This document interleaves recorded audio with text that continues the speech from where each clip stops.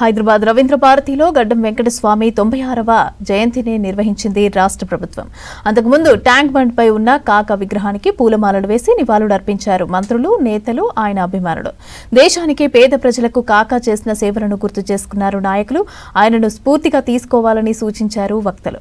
గడ్డం వెంకటస్వామి నిరంతరం ప్రజల గురించే ఆలోచించేవారని గుర్తు చేశారు మంత్రి వివేక్ వెంకటస్వామి.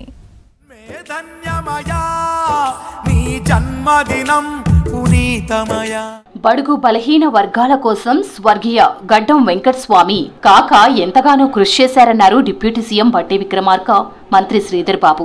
కాకా ఆశయాలను సీఎం రేవంత్ రెడ్డి నెరవేరుస్తున్నారన్నారు. హైదరాబాద్ ట్యాంక్ బండ్ దగ్గర కాకా విగ్రహానికి పూలమాలలు వేసి నివాళులర్పించారు డిప్యూటీ సీఎం బట్టి విక్రమార్క, మంత్రి శ్రీధర్ బాబు. శ్రీ జి వెంకటస్వామి గారు వారి చిన్ననాటి నుంచే ఈ సమాజంలో ఉన్నటువంటి బడుగు బలహీన వర్గాల కోసం తప్పిస్తూ వారి అభివృద్ధి కోసం నిరంతరం జీవితం మొత్తం పోరాటం చేసిన సంగతి మనందరికీ తెలిసింది. కేంద్ర మంత్రిగా, రాష్ట్ర మంత్రిగా, ఆనాటి ఉమ్మడి రాష్ట్ర కాంగ్రెస్ కమిటీకి అధ్యక్షులుగా కూడా పెద్ద ఎత్తున అటు కాంగ్రెస్ పార్టీకి కానీ ఇటు ప్రజానికానికి కానీ వారు చేసినటువంటి సేవలు చిరస్మరణీయం.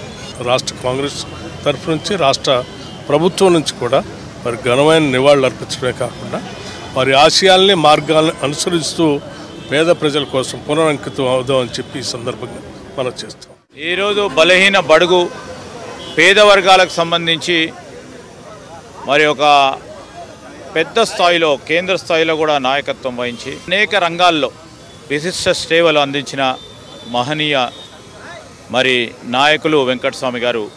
కాకా అని మా ప్రాంతంలో కానీ, ఈ రాష్ట్రంలో కానీ, మరి ఇతర రాష్ట్రాలకు సంబంధించి కూడా వారు టెక్స్టైల్ రంగానికి సంబంధించిన వారు చేసిన కృషి మొత్తం దేశవ్యాప్తంగా కార్మిక లోకానికి ప్రత్యేకంగా మరి అనేక సంక్షేమ పథకాలను తీసుకురావడానికి కారకులుగా నిలిచారు.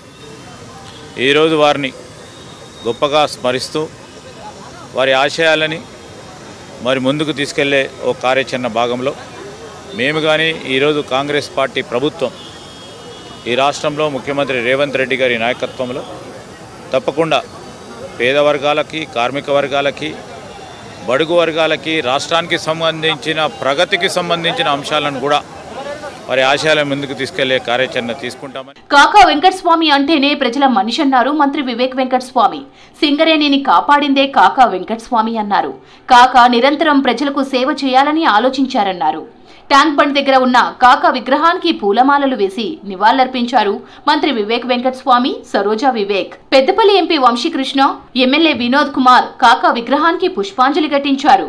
మంత్రులు, ఎమ్మెల్యేలు, ఎంపీలు, ఎమ్మెల్సీలు, కాకా అభిమానులు, కార్యకర్తలు కాకాకు నివాళులర్పించారు. కాకా వెంకటస్వామి గారు సామాన్యం లెక్కనే ఉండే, ఇన్ని పోస్టులు వచ్చినప్పటికీ కూడా ప్రజలతోని కలిసి మెలిసి ఎప్పుడు కూడా ప్రజల సేవలోనే ఉండేవారు కాకా వెంకటస్వామి గారు.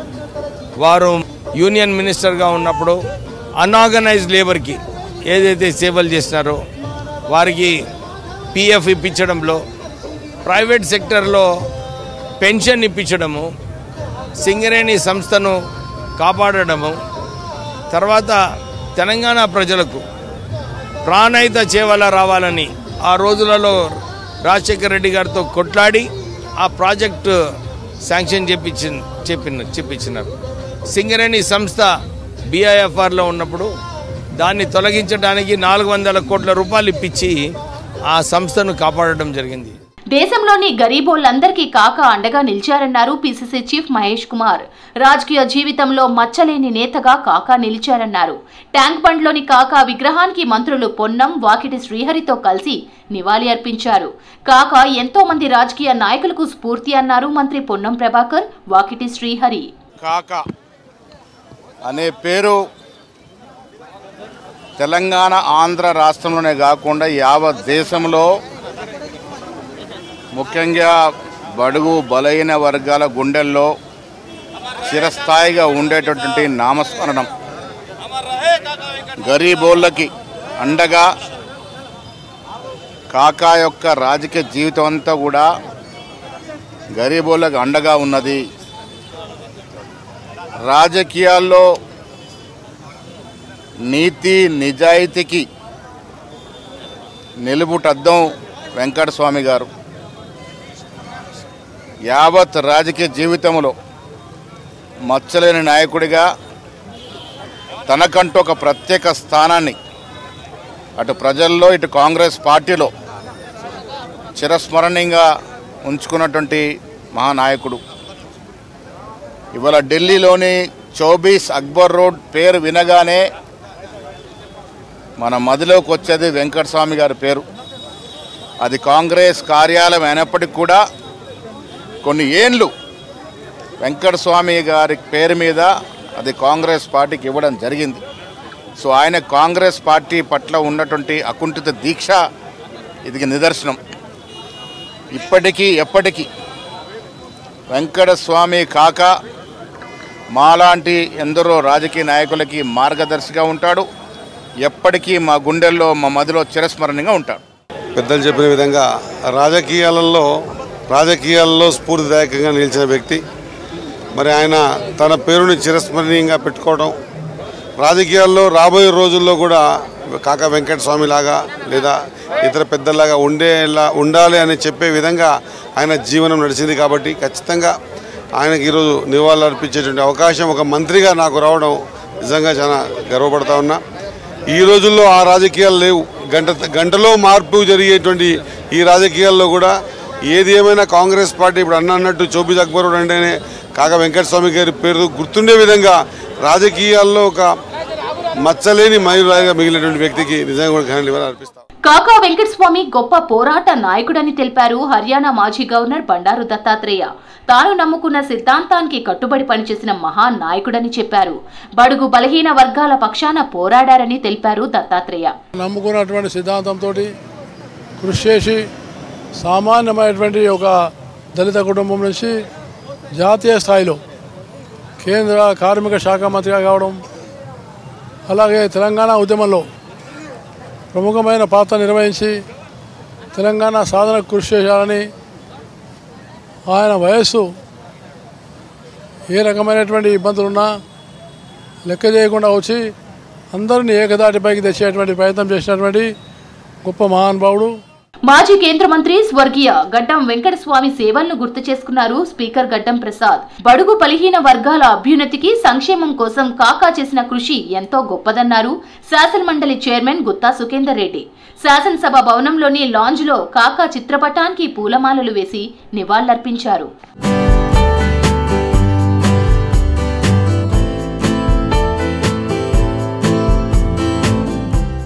హైదరాబాద్ రవీంద్ర భారతిలో కాకా 96వ జయంతి వేడుకలను ప్రభుత్వం అధికారికంగా నిర్వహించింది. జ్యోతి ప్రజ్వాలన చేసి వేడుకలు ప్రారంభించారు ఎమ్మెల్యే వినోద్. ఈ వేడుకల్లో మంత్రులు, ప్రజాప్రతినిధులు, పార్టీ నేతలు, కాకా అభిమానులు భారీగా పాల్గొన్నారు.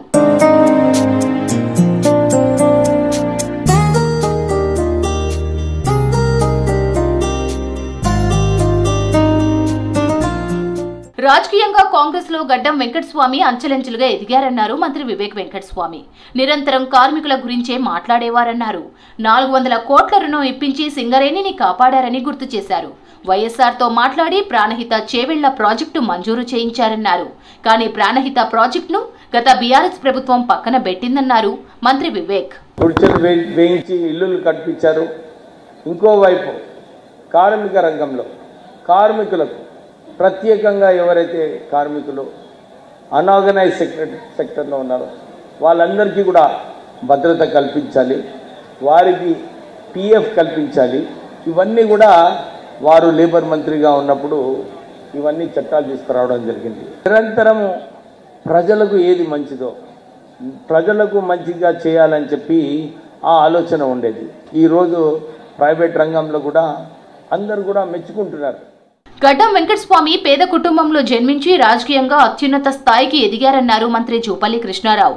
తెలంగాణ సాధన కోసం కృషి చేశారన్నారు. రాజీవ్ గాంధీ హయాంలో కేంద్ర మంత్రిగా పనిచేశారన్నారు మంత్రి జూపల్లి. పేదల పక్ష వహించి అసలు నిలవడానికి నీడలేనటువంటి పేదవాళ్ళ కోసం గుడిసెలు వేయించినటువంటి వ్యక్తి పాపులర్ గుడిసెల వెంకటస్వామిగా ఒక పేరు వచ్చిందంటే అంటే అంత పేదవాళ్ళ పట్ల అంత మక్కువ తపన ఉండి పనిచేసింది కాబట్టి మరి వారికి ఆ విధంగా చేయడం జరిగింది. ఈ రోజున వారి యొక్క ఆలోచన విధానాన్ని కాకా గారేమో డాక్టర్ అంబేద్కర్ సాహెబ్ గారి యొక్క ఆలోచన విధానం ముందుకు తీసుకెళ్తూ ఆ కోవలో వారి యొక్క బాటలో వారి జీవితాన్ని నడిచి సమాజానికి దిక్సూచిగా చూపించడం జరిగింది. బడుగు బలహీన వర్గాలకు రాజకీయాల్లో మార్గదర్శిగా కాకా నిలిచారన్నారు మంత్రి పొన్నం ప్రభాకర్. ప్రజా సమస్యల పరిష్కారంలో కాకాది ప్రత్యేక స్థానమన్నారు. కార్మిక శాఖలో తీసుకొచ్చిన సంస్కరణలు, పథకాలు చిరస్థాయిగా నిలిచిపోతాయన్నారు పొన్నం ప్రభాకర్.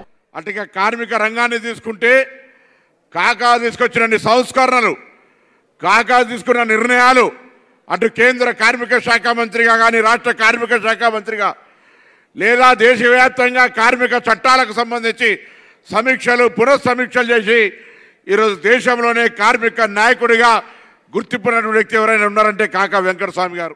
గాంధీ కుటుంబంతో గడ్డం వెంకటస్వామి కాకాకు మంచి అనుబంధం ఉందన్నారు ఎమ్మెల్యే వినోద్ కుమార్. కాకా నుంచి ఓపిక నేర్చుకున్నానని తెలిపారు. కాకా పుణ్యం వల్లే ఒకే ఫ్యామిలీలో ముగ్గురం గెలిచామన్నారు. అంబేద్కర్ ఆలోచనలతోనే కాకా అంబేద్కర్ విద్యా సంస్థలను నెలకొల్పారన్నారు ఎమ్మెల్యే వినోద్. ఆయనకున్న పట్టుదల, కాంగ్రెస్ పార్టీలో చిన్నప్పటి సంది తీసుకున్న కార్యక్రమాలల్లో ఆయన తీసుకున్న ప్రతి ఒక్క గైడ్ లైన్స్ ఇవాళ నేనైనా కానీ, వివేక్ అయినా కానీ, వంశీ అయినా కానీ ఆయన పుణ్యమే మేము ఇవాళ పొలిటికల్గా ఈ లెవెల్కి వచ్చినాం.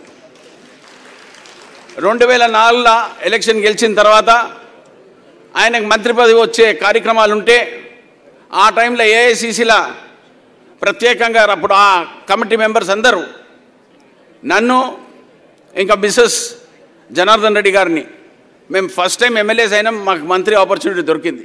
కాకా చేసిన పనులు, సేవ గుర్తు చేసుకుంటే స్ఫూర్తి కలుగుతుందన్నారు ఎంపీలు గడ్డం వంశీకృష్ణ, ఎంపీ అనిల్ కుమార్ యాదవ్. హైదరాబాద్లో పేద ప్రజలకు ఇళ్ల స్థలాలు దక్కాయంటే కాకా వల్లనే సాధ్యమైందన్నారు ఎంపీలు. తెలంగాణ వాణిని పార్లమెంట్లో వినిపించిన వ్యక్తి కాకా వెంకటస్వామి అని కొనియాడారు ఎంపీలు. ప్రతి మనిషి కాకా ఎంత సేవలు చేసినారు, మా కోసము ఎన్ని త్యాగాలు చేసినారు, ఎన్ని కష్టాలైనా మాకు మంచి చేయాలని చెప్పి ఒకసారి మాటిస్తే ఎవరినైనా ఎదుర్కొని మా కోసం నిలిచి మా కోసం పనిచేసినారని చెప్పి చాలామంది నాకు అప్పుడు చెప్పడం జరిగింది. నాకు ఆశీర్వాదం ఇవ్వడం జరిగింది. పార్లమెంట్ పంపించినారు. పార్లమెంట్లో కూడా ఢిల్లీలో ఎవరిని కలిసినా ఫస్ట్ నా ఇంట్రొడక్షన్ కాకా వెంకటస్వామిజీ తెలంగాణ సేహే. తెలంగాణ తొలి మలిదశ ఉద్యమాల్లో కాకా పాత్ర కీలకమన్నారు మాజీ ఎంపీ అంజన్ కుమార్ యాదవ్. వేల మంది పేదలకు ఇండ్లు ఇప్పించిన ఘనత కాకా వెంకటస్వామిదన్నారు. హైదరాబాద్ ట్యాంక్ బండ్ దగ్గర కాకా విగ్రహానికి నివాళి అర్పించారు అంజన్ కుమార్. గడ్డం వెంకటస్వామి పేదలకు ఎంతో సేవ చేశారన్నారు మాజీ మంత్రి జానారెడ్డి. 20 ఏండ్ల వయసు నుంచే పేదల కోసం పరితపించారన్నారు. తెలంగాణ రాష్ట్ర ఏర్పాటులో కాకా కీలకంగా వ్యవహరించారని తెలిపారు. 1969 తెలంగాణ ఉద్యమంలో పాల్గొన్నారని గుర్తు చేశారు. ట్యాంక్ బండ్ దగ్గర కాకా విగ్రహానికి పూలమాలలు వేసి నివాళులర్పించారు జానారెడ్డి. చదువుతోనే అభివృద్ధి సాధ్యమని చెప్పిన నేత కాకా వెంకటస్వామి అని తెలిపారు Ambedkar educational institution CEO Limbadri. బడుగు బలహీన వర్గాలకు చెందిన విద్యార్థులకు నాణ్యమైన విద్యను అందించడమే లక్ష్యంగా అంబేద్కర్ విద్యా సంస్థలను ఏర్పాటు చేయడం అభినందనీయమన్నారు లింబాద్రి. బాగ్లింగంపల్లిలోని అంబేద్కర్ కాలేజీలో స్వర్గీయ గడ్డం వెంకటస్వామి కాకా 96వ జయంతి ఘనంగా నిర్వహించారు. అంబేద్కర్ ఎడ్యుకేషనల్ సొసైటీ ఆధ్వర్యంలో అంబేద్కర్ కాలేజ్ నుంచి ట్యాంక్ బండ్ కాకా విగ్రహం వరకు 5K రన్ నిర్వహించారు. ఈ రన్ లో అంబేద్కర్ కాలేజ్ విద్యార్థులు పాల్గొన్నారు.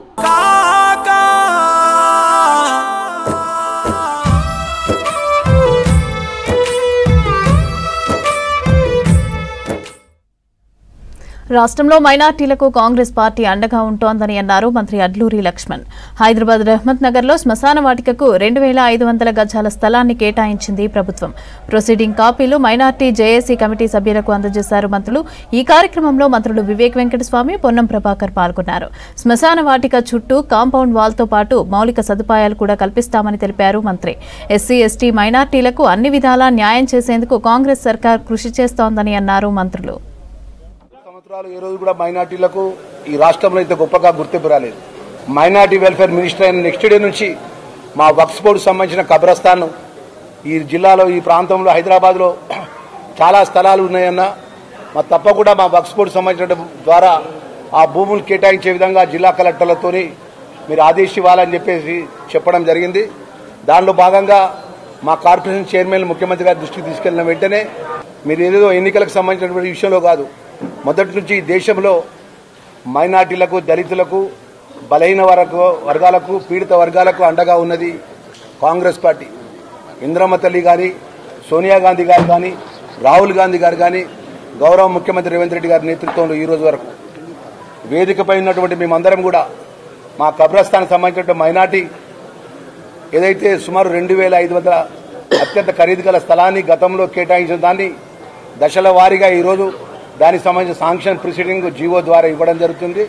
తప్పకుండా మా వక్ఫ్ బోర్డు సంబంధించినటువంటి ప్రత్యేకమైనటువంటి నిధుల ద్వారా ఏదైతే మా వక్ఫ్ బోర్డు కమిటీ ఉంది దానికి సంబంధించినటువంటి మా అధికారులతో కూడా మాట్లాడి ఆ ప్రత్యేకమైన నిధులు కేటాయించే విధంగా సాధ్యమైనంత వరకు గౌరవ ముఖ్యమంత్రి గారి అనుమతితో నిధులు ఇస్తాన్న విషయాన్ని కూడా మనవి చేసుకుంటూ మా మైనార్టీలకు సంబంధించినటువంటి ఏదైతే గౌరవ సోదరులు ఉన్నారో ఆ కుటుంబాలు అన్ని విధాలు ఆదుకునే విధంగా ఈరోజు ఏదో మేము ఇచ్చేటువంటి ల్యాండ్ అవుతున్నదో ఇంకా భవిష్యత్తులో ఇంకా ఎక్స్టెండ్ కావాలన్నా కూడా ప్రభుత్వ నిబంధనలకు అనుగుణంగా కూడా తప్పకుండా ఇచ్చడానికి ప్రభుత్వం ఆ మైనార్టీ వెల్ఫేర్ మినిస్టర్గా నేను మాట ఇస్తూ मैं मुबारकबाद देता हूं कि वक्फ बोर्ड चेयरमैन को और हुकूमत के तमाम और ख़ास तौर पर और सीएम रेवंत रेड्डी साहब को उन्होंने इसको स्पेशल ऑर्डर बदलते हुए अपना जो वादा जो मैनिफेस्टो में किया था कि हम हर जगह कब्रस्तान जहाँ ना होगा वह कब्रस्तान हुकूमत देगी, दीवार बना के देगी, वहाँ डोले का इंतज़ाम किया जाएगा, वॉचमैन का इंतज़ाम किया जाएगा।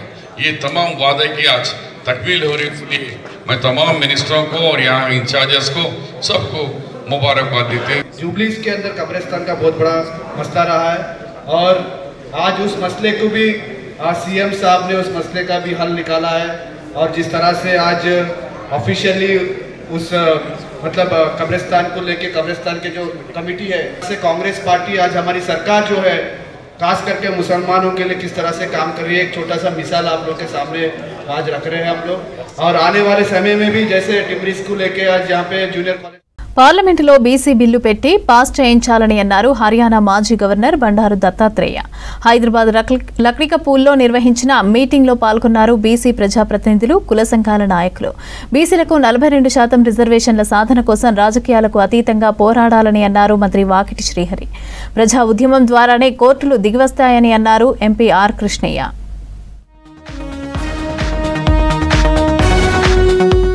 పార్లమెంట్లో బీసీ బిల్లు పెట్టి పాస్ చేస్తే కోర్టులు కూడా ఏమీ అనవన్నారు హర్యానా మాజీ గవర్నర్ బండారు దత్తాత్రేయ. బీసీ రిజర్వేషన్ల అంశం ప్రజా కోర్టులకు తీసుకెళ్లాలని సూచించారు. రాష్ట్రంతో పాటు దేశంలోని అన్ని రాజకీయ పార్టీలు ఒకే వేదిక మీదకు వచ్చి నిర్ణయం తీసుకోవాలన్నారు.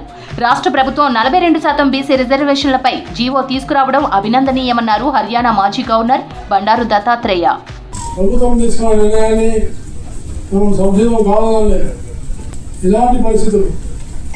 చిక్కుముళ్ళు లాంటి సమస్య న్యాయస్థానాలు కానీ ప్రజాప్రతినిధులు కానీ మనందరం రాజ్యాంగాన్ని కట్టుబడుతున్నాం. మనం మార్పు వస్తేనే అప్పుడు మనం అనుకున్నటువంటి లక్ష్యాలను మనం సాధించాలి. అన్ని రాజకీయ పార్టీలు ఒక వేదిక మీద వచ్చి వాళ్ళు నిర్ణయం తీసుకొని పార్లమెంట్లో బిల్లు పెట్టి పార్లమెంట్లో పాస్ చేస్తే ఓటు కూడా ఏమనలేదని నేను మీకు సభాముఖంగా హైదరాబాద్ లక్డికపూల్లోని ఓ హోటల్లో బీసీ ప్రజాప్రతినిధులు, కుల సంఘాల అఖిల పక్షాల సమావేశం జరిగింది. ఈ మీటింగ్ లో హర్యానా మాజీ గవర్నర్ బండారు దత్తాత్రేయ, మంత్రి వాకిటి శ్రీహరి, బీసీ సంక్షేమ సంఘం జాతీయ అధ్యక్షుడు ఆర్ కృష్ణయ్య, బీసీ సంఘాల నాయకులు పాల్గొన్నారు. 42% బీసీ రిజర్వేషన్ అంశంపై చర్చించారు నేతలు.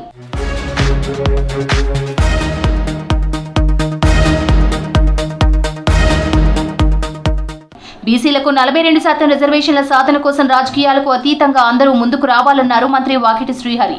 ఎన్నికల్లో ఇచ్చిన హామీ ప్రకారం బీసీలకు 42% రిజర్వేషన్ల అమలుకు ప్రజా ప్రభుత్వం కట్టుబడి ఉందన్నారు. బీసీ రిజర్వేషన్లపై ప్రతిపక్షాలు రాజకీయం చేయొద్దని సూచించారు వాకిటి శ్రీహరి. పార్టీ తీసుకునే డిసిషన్ ఒక ప్లాట్ఫామ్ మీద బీసీలు మాత్రమే ఉంటే దాని పర్యవసనం వేరేగా ఉంటాయి. అందరూ ఉండాలని డిసిషన్ తీసుకున్నాం కాబట్టి ఎస్సీలు, ఎస్టీలు, బీసీలు, మైనార్టీలు, ఓసీలు అందరూ కూడా ఒక ప్లాట్ఫామ్ ఏర్పాటు చేసి ఒత్తిడి తీసుకొచ్చినాం. అధికారంలో ఉన్నటువంటి కాంగ్రెస్ పార్టీ ఈ రాష్ట్రంలో ఈ ప్లాట్ఫామ్ ప్రకారంగా ఎక్కడ కూడా వెనక్కి తగ్గలే. ఇది ఒకసారి గ్రహించాల్సిందిగా కోరుతా ఉన్నా. దయచేసి మంచి ఉండొచ్చు, చెడు ఉండొచ్చు. చెడుని మీ చోద చెప్పండి, మంచి ఉంటే బహిర్గతంగా చెప్పండి, లేదా మాకు సజెషన్స్ ఇవ్వండి. ప్రజా ఉద్యమం ద్వారానే కోర్టులు దిగివస్తాయన్నారు బీసీ సంక్షేమ సంఘం జాతీయ అధ్యక్షుడు BJP MP R Krishnaiah. BC ఉద్యమం దేశానికి మార్గదర్శకం కావాలన్నారు.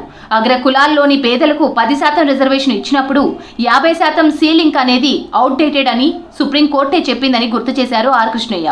ఎక్కడైతే బలమైన ఉద్యమం చేస్తే ఏ ప్రభుత్వమైనా ఏ వ్యవస్థ అయినా దిగొస్తుంది. అది మనకు కనిపిస్తున్నటువంటి సత్యం. తెలంగాణలో కనుక బలమైన బీసీ ఉద్యమం వస్తే దీని ప్రభావంతో రాజ్యాంగం సవరిస్తారు, కోర్టులు మైండ్ మార్చుకుంటాయి. కోర్టులు కూడా ఈరోజు సామాజిక న్యాయం వైపు మైండ్ మార్చుకుంటున్నాయి. ఈ జడ్జిమెంట్ లోపల వాళ్ళ థింకింగ్లో మార్పు వస్తుందని నేను ఆశిస్తున్నా. మెజార్టీ వ్యతిరేకించవచ్చు అనేది మనందరూ కూడా తప్పనిసరి కూడా అది నిజం కూడా కావచ్చు. అట్లాంటప్పుడు వాళ్ళందరినీ మనం అందరం ఉద్యమాల ద్వారా చేర్చాలి. బీసీ రిజర్వేషన్ అంశాన్ని ప్రజల్లోకి తీసుకెళ్లాలని సూచించారు రాజకీయ కుల సంఘాల నాయకులు. ప్రజా బలంతోనే 42% రిజర్వేషన్ పొందుతామన్నారు వక్తలు. దసరా సెలవులు ముగియటంతో పల్లెల నుంచి పట్నం బాట పట్టారు జనం. ఉత్తర తెలంగాణ నుంచి వస్తున్న ఆర్టీసీ బస్సులు ప్రయాణికులతో కిక్కిరిశాయి. రేపు వర్కింగ్ డే కావడంతో జనాలు నగరానికి వస్తున్నారు. జేబీఎస్ ప్రాంతంలో ట్రాఫిక్ సమస్యలు లేకుండా పోలీసులు ముందస్తు చర్యలు చేపట్టారు. జేబీఎస్లో ప్రయాణికుల రద్దీపై మరింత సమాచారం అనిల్ అందిస్తారు. ముగించుకొని పల్లెల నుండి తిరుగు ప్రయాణమయ్యారు పట్టణానికి. సో హైదరాబాద్ నగరంలోని జేబీఎస్ ఉత్తర తెలంగాణ నుంచి ఎక్కువగా పబ్లిక్ ఇక్కడ నుండే వెళ్తుంటారు, ఇక్కడికే వస్తుంటారు. సో ప్రజెంట్ నేను జేబీఎస్ వద్ద ఉన్నాను.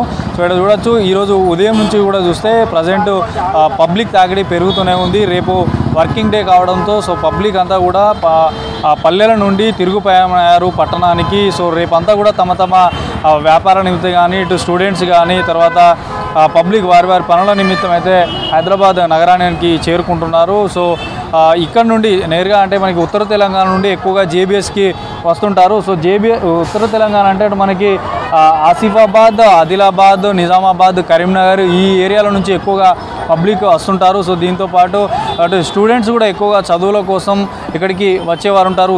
అంతా పండుగలకు వెళ్ళి దసరా సెలవులు ఎంజాయ్ చేసి సో వస్తున్నారు. అయితే మనకి నిన్న మొన్న అడపదడప ఉండే ఇటు శుక్రవారం పండుగ తెల్లారి ఏదైతే శుక్రవారం కానీ శనివారం కానీ కొంత మేరకు పబ్లిక్ సిటీకి వచ్చినటువంటి పరిస్థితి ఉండే. కానీ ఈ 2 రోజులు మళ్ళీ హాలిడే ఉంటుంది కాబట్టి సాటర్డే సండే హాలిడే ఉంటుంది కాబట్టి ఎక్కువగా ఐటీ కారిడార్తో పాటు మరికొన్ని ఆఫీసులకు కూడా సెలవులు ఉండడంతో సో మొత్తానికి రేపు అందరూ కూడా ఈ వర్కింగ్ డే ఉంటుంది కాబట్టి సో సెలవులు కూడా ముగుస్తాయి. అటు కళాశాలలకి, స్కూల్స్కి అంతా కూడా సెలవులు ముగియడంతో సో పూర్తిగా కూడా అందరూ కుటుంబ సభ్యులతో పాటు ఫ్రెండ్స్, స్టూడెంట్స్ అందరూ కూడా ఈ బస్సులలో ఇప్పటికే జేబీఎస్ చేరుకుంటున్నారు. దీంతో ఎక్కడైతే ఈ జేబీఎస్లో దిగిన తర్వాత సో ఇవి సుదూర ప్రాంతాలకు ఇక్కడ నుంచి వెళ్తుంటున్నారు.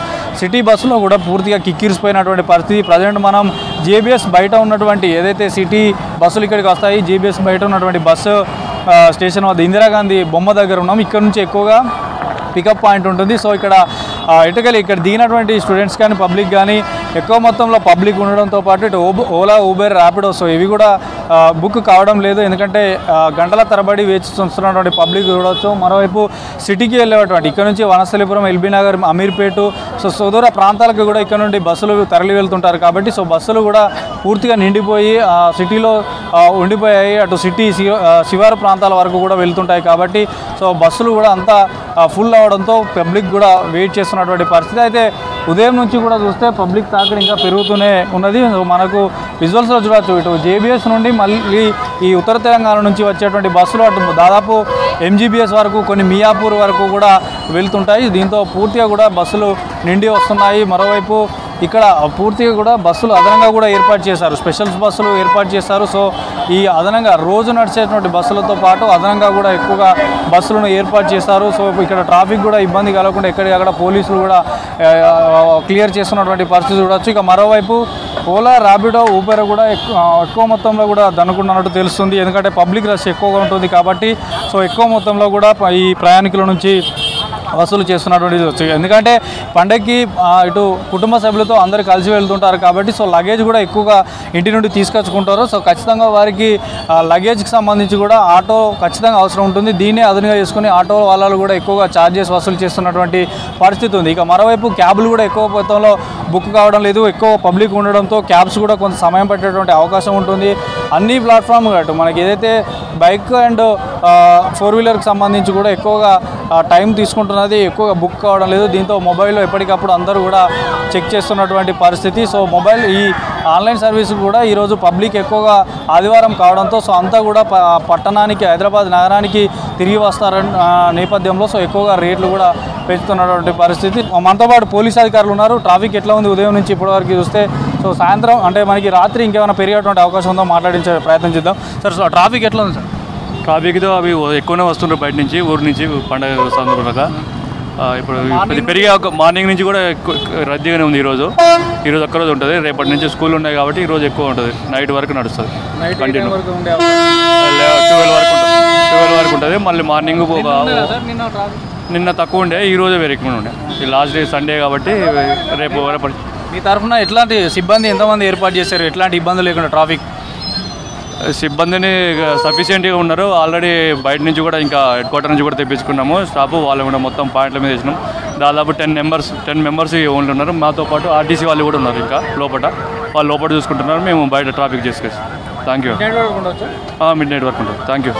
ఒక్కొక్కరు 2 లగేజీలు తీసుకొచ్చినటువంటి పరిస్థితి. ఎందుకంటే ఈ దసరా పండుగ అంటేనే చాలా వరకు ఇంటికాడ పిండి వంటలు చేసుకుంటారు. సో అట్లాంటివి కూడా తీసుకొచ్చేటువంటి ప్రయత్నం ఉంటుంది కాబట్టి సో లగేజీలలో పిండి వంటలతో పాటు సో తమ అవసరాల నిమిత్తం తీసుకున్నటువంటి వస్తువులతో సో ఖచ్చితంగా ఆటోలో వెళ్ళాలి. కానీ ఆటోల అధిక ధరల వల్ల కొంత వెయిట్ చేసేటువంటి పరిస్థితి ఏర్పడింది. ఇక మరోవైపు ఇటు చాలా వరకు కూడా ఈరోజు మిడ్ నైట్ వరకు కూడా ఉన్నట్టు తెలుస్తుంది. మనకైతే ఉదయం నుంచి చూస్తే మాత్రం పబ్లిక్ తాకిడి ఇంకా పెరుగుతున్నది. సో ప్రజెంట్ అయితే జేబీఎస్ పరిసర ప్రాంతాలు అన్నీ కూడా కిక్కిరిసిపోయాయి. ఇక్కడ నుంచి కొంతవరకు ఏదైతే పరేడ్ గ్రౌండ్ మెట్రో స్టేషన్ ఉంటుందో ఆ మెట్రోలో కొంతవరకు వెళ్తున్నా కూడా సో పబ్లిక్ అయితే తమ తీసుకొచ్చినటువంటి లగేజ్లతో సో వాహనాలు ఏదైతే ఆటోలు కానీ సిటీ బస్సుల్లో జనం ఎక్కువగా ఉండడంతో కొంత ఇబ్బందులు పడుతున్నారు. సో ప్రజెంట్ అయితే జేబీఎస్ మొత్తం బస్టాండ్ ప్రాంతాల్లో ఏదైతే అవుట్ సైడ్ ఉంటుందో అక్కడ మొత్తం కూడా పబ్లిక్తో కిటకిటలాడుతుంది. ఇదే పరిస్థితి ఈరోజు మిడ్ నైట్ వరకు కూడా ఉండేటువంటి అవకాశం ఉంటుంది. ఎందుకంటే ఈ 2 రోజులు హాలిడే తర్వాత రేపు వర్కింగ్ డే ఉండబోతుంది కాబట్టి ఎక్కువ మొత్తంలో పబ్లిక్ జేబీఎస్కి విచ్చేస్తున్నారు. ఉత్తర తెలంగాణ నుంచి వచ్చేటువంటి బస్సులలో పూర్తిగా కూడా కిక్కిరిసిపోయినటువంటి జనం మనకు కనిపిస్తున్నారు. వీడియో జర్నలిస్ట్ హర్షతో అనిల్ V6 నుంచి హైదరాబాద్. దసరా సెలవులు ముగియటంతో పల్లెల నుంచి పట్టణానికి వస్తున్నారు జనం. దీంతో హైదరాబాద్ విజయవాడ జాతీయ రహదారిపై వాహనాల రద్దీ ఉంది. చిట్యాల, చౌటుప్పల్, పంతంగి టోల్ గేట్ వద్ద స్లోగా వెళ్తున్నాయి వాహనాలు. ఆర్టీసీ బస్సులు, ప్రైవేట్ వెహికల్స్, సొంత వాహనాలలో హైదరాబాద్కు వస్తున్నారు జనం. ఇక NH65 నేషనల్ హైవే పైన వాహనాల రద్దీపై మరింత సమాచారం అజయ్ అందిస్తారు.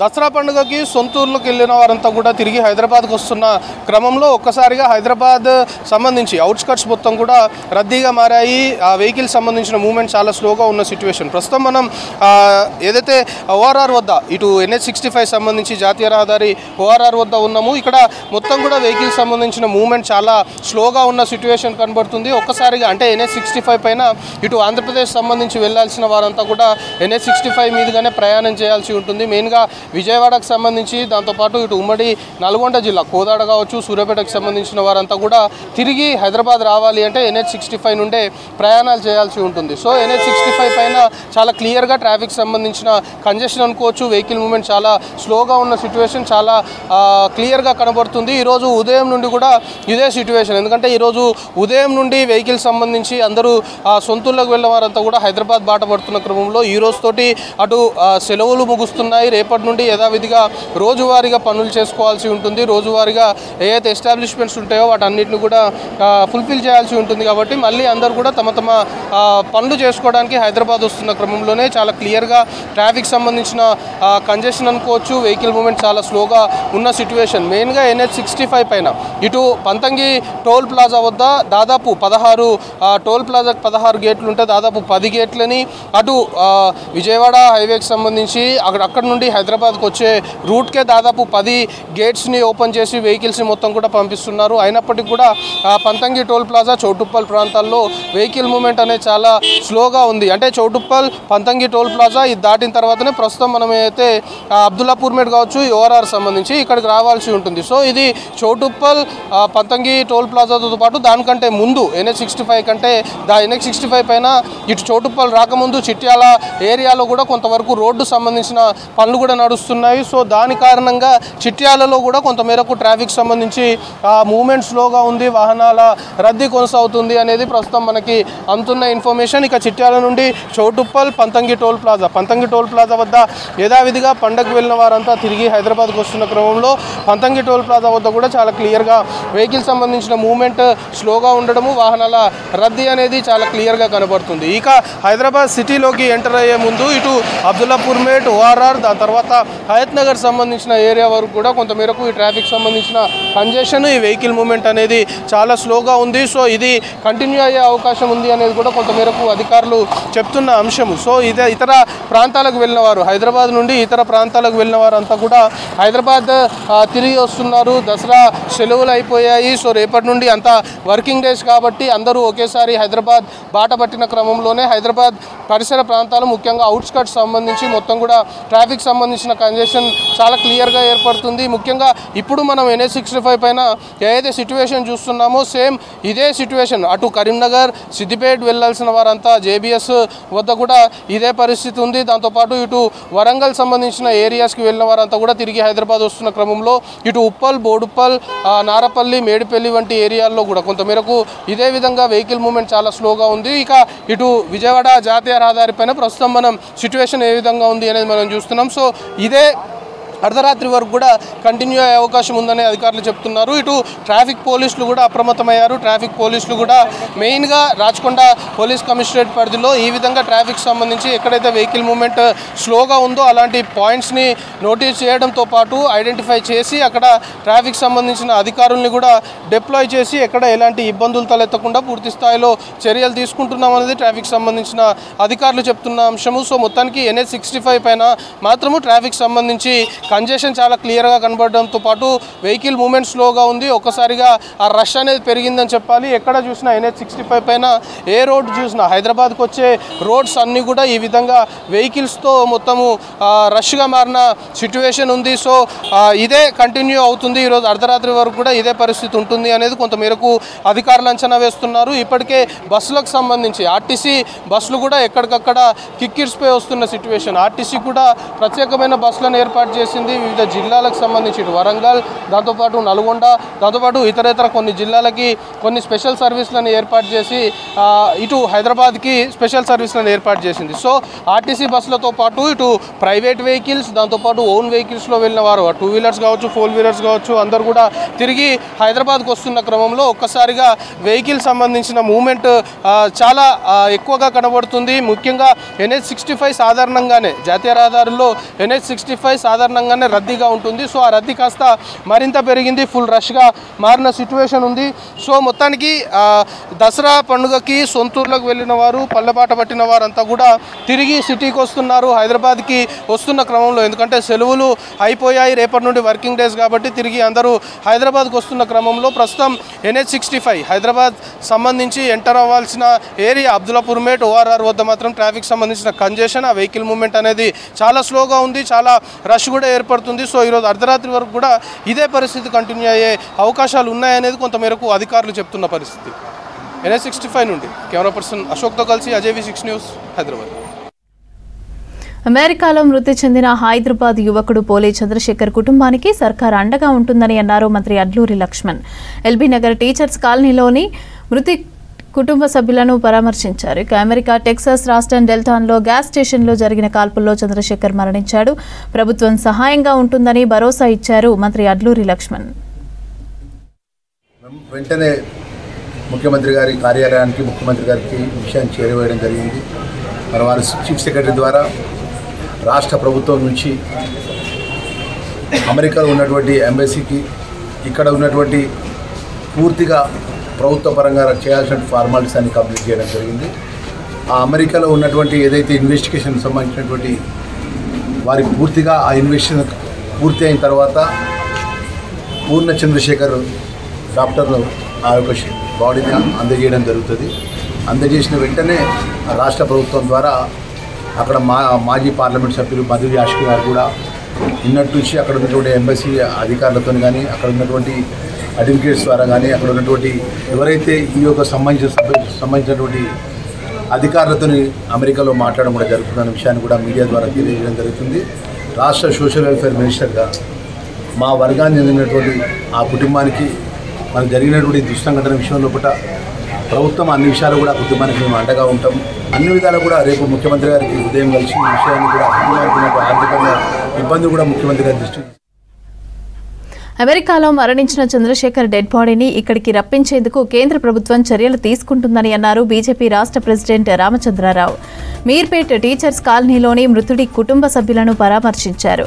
చంద్రశేఖర్ కుటుంబానికి బీజేపీ మద్దతుగా ఉంటుందని అన్నారు రామచంద్రరావు. అమెరికాలో జరిగిన కాల్పుల్లో పోలే చంద్రశేఖర్ మృతి చెందాడు.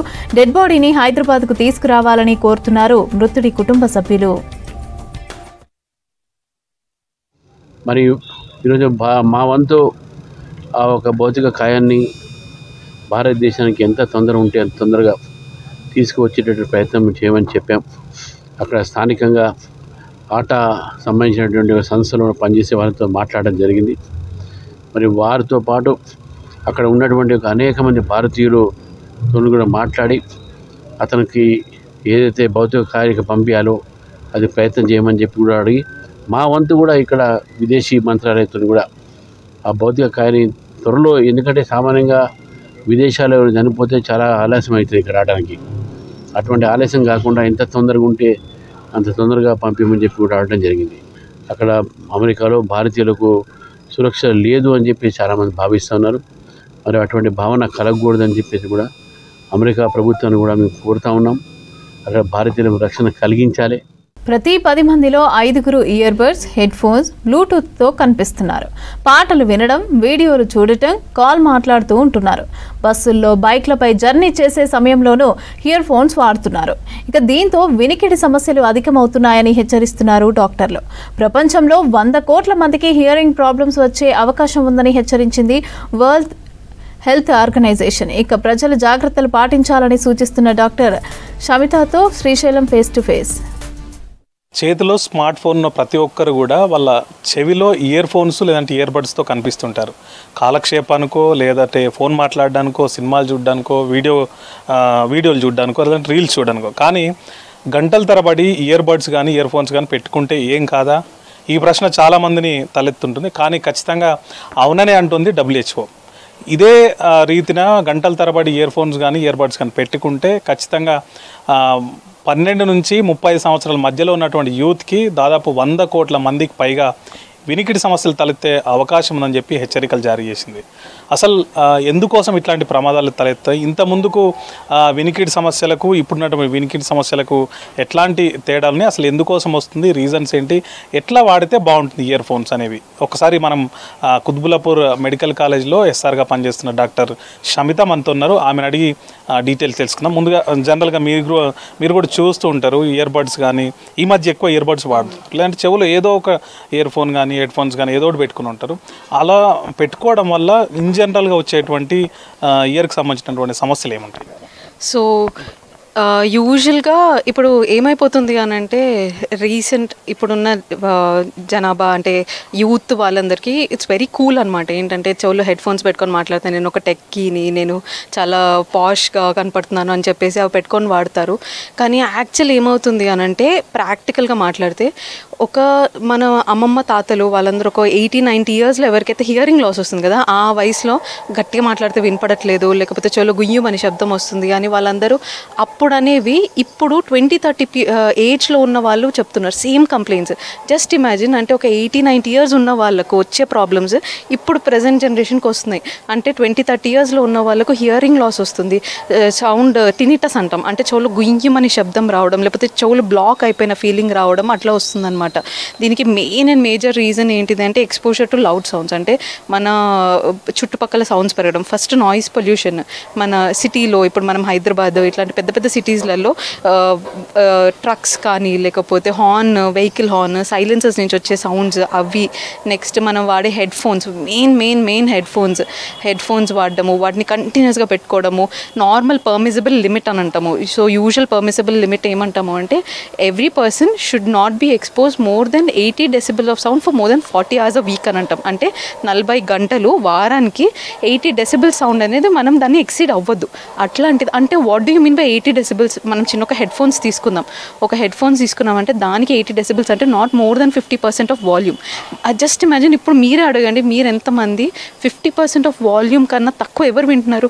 50% లైక్ బేసిక్. ఇంకొంచెం మనం ఏంటి లౌడ్ నాయిస్లో లేకపోతే ట్రావెల్, ఎక్కువ మంది ఏం చేస్తారు, ట్రావెలింగ్ వెళ్తున్నప్పుడు హెడ్ ఫోన్స్ పెట్టుకుంటారు. ఆ ట్రావెలింగ్ వెళ్తున్నప్పుడు చుట్టుపక్కల సౌండ్ ఎక్కువ వస్తుందని ఇక్కడ ఇంకా సౌండ్ పెంచేస్తారు. అంటే 80 decibels ఇస్ 50% ఆఫ్ వాల్యూమ్. యావరేజ్గా 50% ఆఫ్ వాల్యూమ్ అనుకున్నాము అంటే ఆల్మోస్ట్ 100 decibels దాటిపోతున్నాం. 100 decibels అంటే నాట్ 40 hours a week. ఇంకంటే మనము ఎక్కువ ఎక్స్పోజర్ అవుతున్న కొద్ది ఏమవుతుందంటే నంబర్ ఆఫ్ అవర్స్ ఎక్స్పోజర్ అనేది తగ్గిపోతుంది. అంటే మనము పర్మిసిబుల్ 40 hours అన్నాం అనుకోండి, ఒక్కసారి వాల్యూమ్ పెరుగుతున్నా పోతుంది అంటే you should not be expose more than 5-6 hours a week.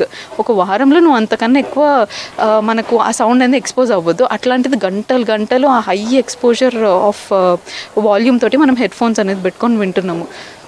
అంటే ఎక్కువ కాలం ఇట్లనే చాలామంది ఎక్కువ కాలం పెట్టుకుని ఉంటారు. ఒక రోజులో లాంగ్ జర్నీ చేసే వాళ్ళు కూడా 4 గంటలు 5 గంటలు కూడా ఇయర్ బడ్స్ పెట్టుకుని ఉంటారు కదా, అప్పుడు చెవిలో తలెత్తేటువంటి అనారోగ్య సమస్యలు ఏముంటాయండి?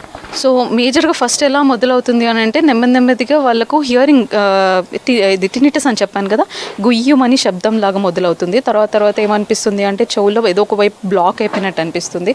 ఆ తర్వాత ఏమైపోతుందంటే చుట్టుపక్కల ఎవరైనా మాట్లాడుతున్నారంటే నాకేం వినపడట్లేదు, ఏమైనా గట్టిగా చెప్పరా అని అనిపిస్తుంది.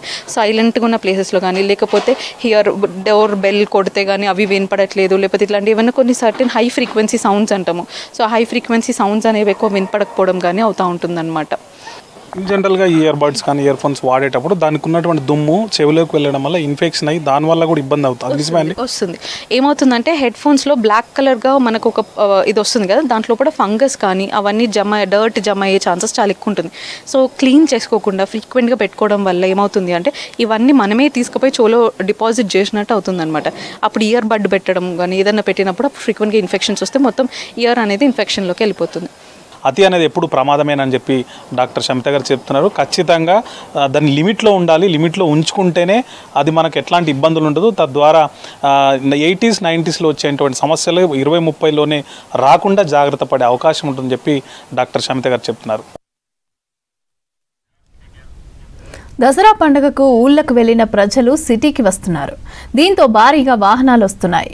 నార్కట్పల్లి ఫ్లైఓవర్పై భారీగా ట్రాఫిక్ జామ్ అయింది. విజయవాడతో పాటు అద్దంకి హైవేపై వచ్చే వాహనాలు కూడా ఈ ఫ్లైఓవర్ పైన ఎంటర్ అవ్వడంతో ఇబ్బందులు పడుతున్నారు. ఒక్కసారిగా వందలాది వాహనాలు రావడంతో నెమ్మదిగా వెళ్తున్నారు. దీంతో నార్కట్పల్లి అద్దంకి రహదారిపై వస్తున్న భారీ వాహనాలను పక్కన పెట్టించారు పోలీసులు. ఇక పండుగ సందర్భంగా భారీగా ట్రాఫిక్ జామ్ అవుతుందని తెలిసి కూడా రోడ్ ట్రాన్స్పోర్ట్ అథారిటీ అధికారులు పట్టించుకోవడం లేదని అంటున్నారు వాహనదారులు.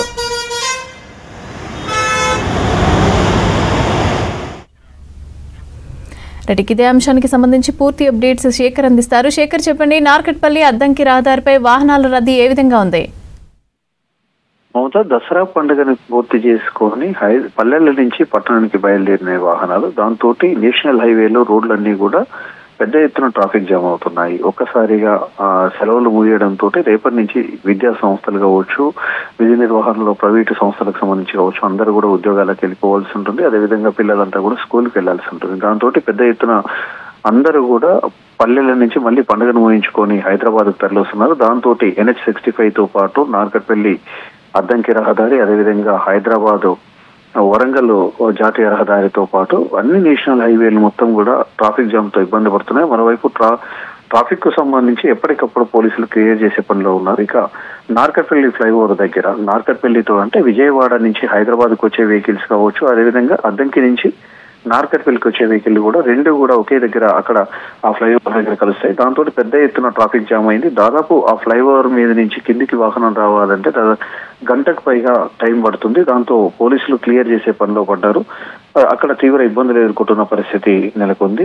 వచ్చే విజయవాడ నుంచి వచ్చే వాహనాలు కావచ్చు, అదేవిధంగా అద్దంకి నుంచి వచ్చే వాహనాలు కావచ్చు, వాటన్నిటిని కూడా క్లియర్ చేసే పనిలో పడ్డారు. మరోవైపు అదే ట్రాఫిక్ లో చాలా అంబులెన్సులు కావచ్చు, కొంతమంది పేషెంట్లు ఉన్నారు, చిన్నారులు, వృద్ధులు తీవ్ర ఇబ్బందులు ఎదుర్కొంటున్నప్పటికీ కూడా అక్కడ పెద్ద ఎత్తున ట్రాఫిక్ జామ్ కావడంతో అందరూ కూడా ఇబ్బంది పడుతున్న పరిస్థితి. మరోవైపు ట్రాఫిక్ ని పోలీసులు క్లియర్ చేస్తుంటే రోడ్డు అంటే అన్ని శాఖల సమన్వయంతో పండుగకు సంబంధించి కూడా అందరూ కూడా 24/7 విధి నిర్వహణలో ఉండాలి. అదేవిధంగా వివిధ శాఖల సమన్వయంతో మొత్తం కూడా రోడ్డుని క్లియర్ చేయాల్సి ఉంటుంది. నేషనల్ హైవేకి సంబంధించిన ఎవరైతే టోల్ ప్లాజాకి సంబంధించిన సిబ్బంది ఉంటారో వాళ్ళు కూడా వాళ్ళకు కోఆపరేట్ చేయాల్సి ఉంటుంది. కానీ అక్కడ పరిస్థితి అట్లా లేవు. దాంతో తీవ్ర ఇబ్బందులు ఎదుర్కొంటున్న పరిస్థితి. పండుగను ముగించుకొని వచ్చే వాహనాలకు సంబంధించి మాత్రం పెద్ద ఎత్తున ఒకేసారి వస్తున్నాయి. దాంతో ఇబ్బంది పడుతున్న పరిస్థితి ఉంది. Mamata. Right, thank you Shekhar.